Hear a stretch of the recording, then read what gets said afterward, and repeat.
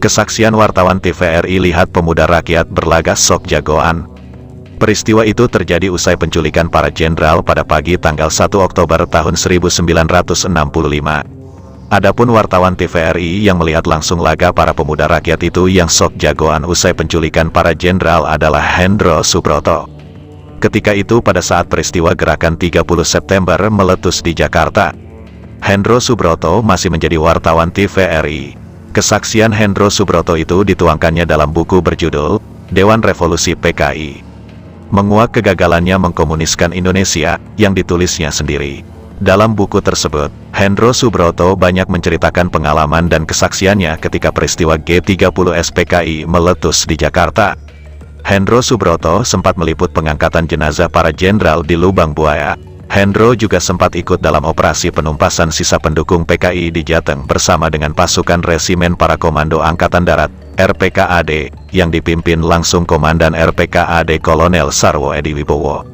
Hendro juga sempat melihat langsung ketika Brigjen Suparjo, salah satu tokoh utama gerakan 30 September usai tertangkap tim Kalong di Jakarta, lalu digelandang ke markas Kodim di Jakarta. Dalam buku yang sama, Hendro juga menuangkan kesaksiannya ketika dia keliling Jakarta beberapa jam setelah para jenderal diculik.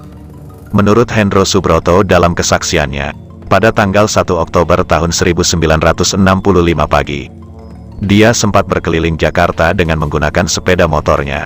Saat berkeliling dengan sepeda motornya pada tanggal 1 Oktober pagi hari itu di Jalan Silang Monas, Hendro dengan mata kepala sendiri memang melihat konsentrasi pasukan dari Yon 454 Banteng Rider Jawa Tengah dan Yon 530 Para dari Jawa Timur.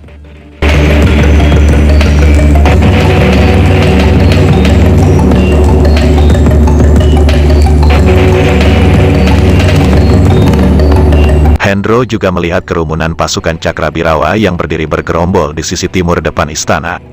Tidak hanya itu, ketika Hendro Subroto berkeliling dengan sepeda motornya, ia sempat beberapa kali berpapasan dengan truk-truk yang mengangkut anggota pemuda rakyat dan ormas pendukung PKI di jalan-jalan ibu kota. Menurut Hendro dalam kesaksiannya, anggota pemuda rakyat dan ormas pendukung PKI ia lihat berseragam hijau-hijau.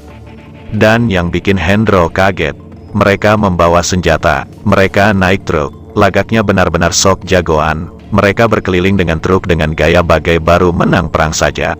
Lepas tengah hari tank-tank PT-76 dan armor personel karier BTR-50 dari KKO Marinir, kata Hendro.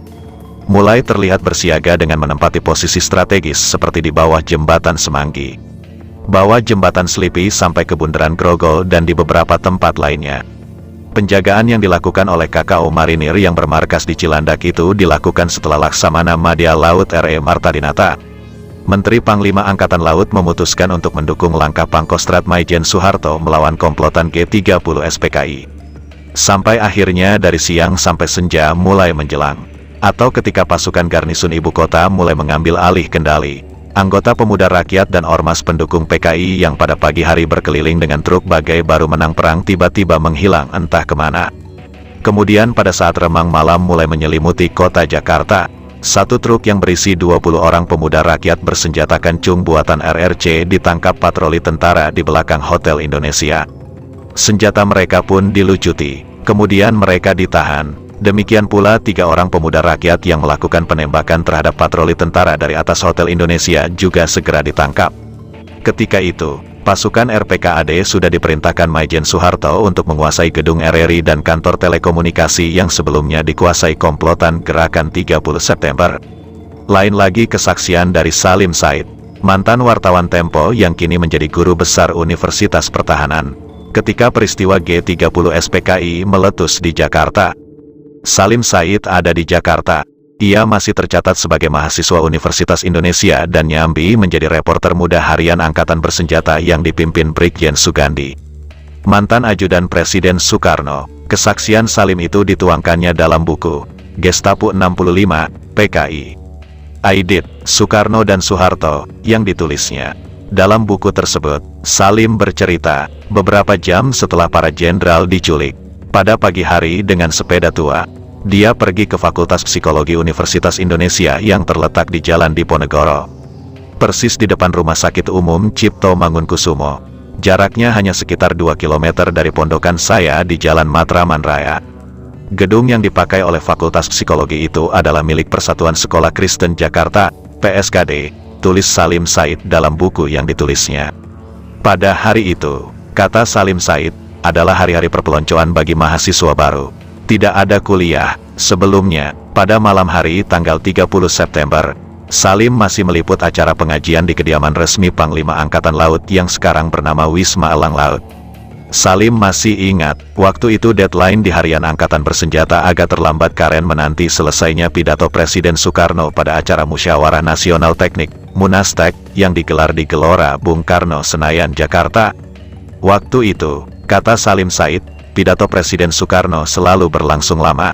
Dari kantor Harian Angkatan Bersenjata tempatnya bekerja, Salim pulang ke podokannya atau kontrakannya lepas tengah malam. Dia sempat membeli nasi bungkus untuk makan malamnya di sebuah restoran Minang di Pasar Senen. Esok paginya pada tanggal 1 Oktober tahun 1965, Salim agak terlambat bangun, karena tidak punya radio. Salim mengaku ketika itu tidak tahu perkembangan terbaru yang terjadi. Jadi ketika dia meninggalkan kontrakannya di Jalan Matraman Raya 51, Salim belum tahu soal pengumuman gerakan 30 September yang dikumandangkan Letkol Untung Syamsuri lewat RRI. Dengan sepeda tuanya, Salim bergegas menuju Fakultas Psikologi UI. Kampusnya, belum juga turun dari sepeda. Seorang teman yang berdiri di halaman depan fakultas berteriak kepadanya, "Limbabenya Ruli diculik."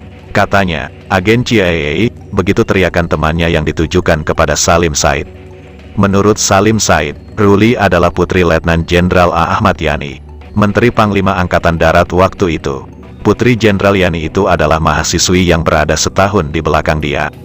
Yani diculik dan dituduh agen CIA. Ini segera mengingatkan saya pada desas-desus beberapa waktu sebelumnya tentang Dewan Jenderal yang menurut PKI dengan bantuan CIA akan melakukan kudeta, tulis Salim Said dalam bukunya.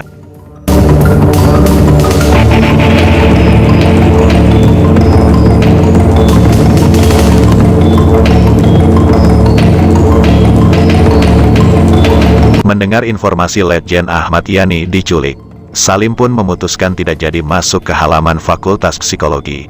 Tempat mahasiswa baru di Plonco, Salim Said kembali mengayuh sepedanya ke rumah Wiratmo Sukito, sahabatnya yang terletak di Jalan Cilosari 37 Cikini, Jakarta.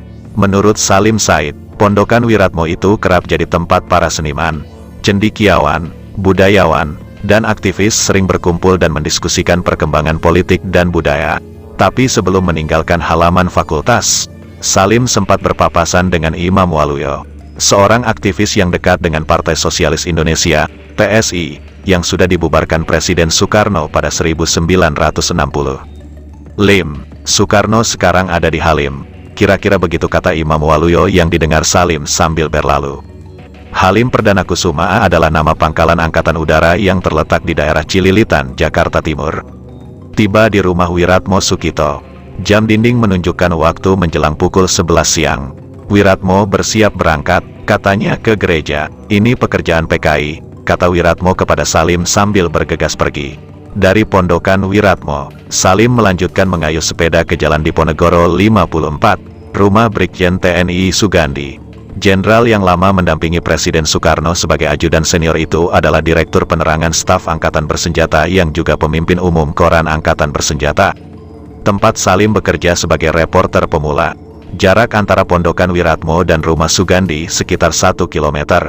Sugandi dikenal sebagai perwira tinggi yang memperkenalkan singkatan Gestapo untuk gerakan 30 September.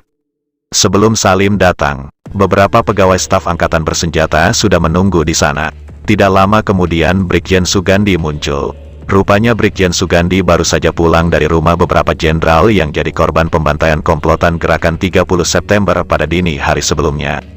Mantan ajudan Bung Karno ini pun lalu bercerita mengenai darah yang masih berceceran di rumah-rumah para jenderal yang dibantai menjelang subuh. Mengingat ketegangan antara PKI dan kaum anti-komunis, terutama dengan Angkatan Darat, yang hari-hari itu memang makin memuncak. Tidak sulit bagi kami pagi hari itu untuk dengan cepat berkesimpulan, PKI lah yang berada di balik peristiwa berdarah tersebut, tulis Salim Said dalam bukunya. Hari itu hari Jumat, kata Salim Said. Tapi tidak ada lagi dari orang-orang yang sudah berkumpul di rumah Brigjen Sugandi yang ingat sholat Jumat. Bersama Sugandi, Salim dan yang lainnya beramai-ramai berangkat ke markas Kostrad di Jalan Merdeka Timur. Mengapa ke Kostrad? Pada mulanya saya juga tidak tahu. Pokoknya ikut saja. Tapi tampaknya Sugandi sudah dapat informasi tentang kegiatan di Kostrad. Nama Maijen Soeharto, Pangkostrad waktu itu, hampir tidak dikenal masyarakat. Tapi, karena saya pernah membaca komik tentang serangan umum Yogyakarta di bawah pimpinan Letkol Soeharto. Jadi saya tahu siapa Panglima Kostrad tersebut, kata Salim Said dalam bukunya. Dalam kesaksiannya, Salim Said mengungkapkan, hari itu ketika dia tiba di markas Kostrad, suasana belum begitu ramai. Kala itu, usaha menarik tentara yang dikerahkan komplotan gerakan 30 September di sekitaran lapangan Monumen Nasional, Monas, masih sedang dilakukan. Salim melihat banyak perwira yang berseliweran dengan pakaian sipil. Salah seorang yang Salim ingat adalah Kolonel Polisi Militer, CPM, Cokro Pranolo yang kelak menjadi Letnan Jenderal dan sempat menjadi Kepala Intel Hankam, Sekretaris Militer Presiden, dan akhirnya jadi Gubernur Jakarta. Masih menurut kesaksian Salim Said, makin siang suasana di markas Kostrad benar-benar tegang. Sebagian besar perwira yang sudah hadir di Kostrad siang itu hampir sepakat bahwa penculikan dan pembunuhan para jenderal adalah pekerjaan PKI. Tapi, bagaimana persisnya, belum jelas. Yang saya ingat, timbul juga kecurigaan kepada Angkatan Udara, yang pimpinannya memang diketahui punya hubungan baik dengan PKI. Pimpinan Angkatan Udara secara terang-terangan mendukung Nasakom serta mengajarkan Marxisme di Balai Pendidikan Tinggi mereka.